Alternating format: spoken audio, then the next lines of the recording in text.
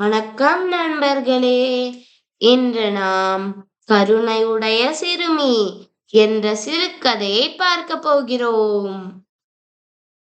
ஒரு நகரத்தில் லில்லி என்ற இளம் பெண் இருந்தாள். ஒரு காயமடைந்த குருவியை அவள் பார்த்தாள். அவள் அதை ஒரு பெட்டியில் வைத்து வீட்டிற்கு எடுத்து சென்று அதை குணமாக்கினாள். மீண்டவுடன் சிட்டுக்குருவி பறந்து சென்றது. ஒவ்வொரு நாளும் அது லில்லியின் ஜன்னலுக்கு வந்து மகிழ்ச்சியுடன் கீச்சிட்டது.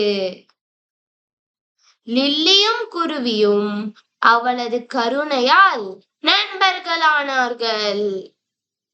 கதையின் கருத்து: அன்பாக இருங்கள், தேவைப்படும் மற்றவர்களுக்கு எப்போதும் உதவுங்கள். நன்றி.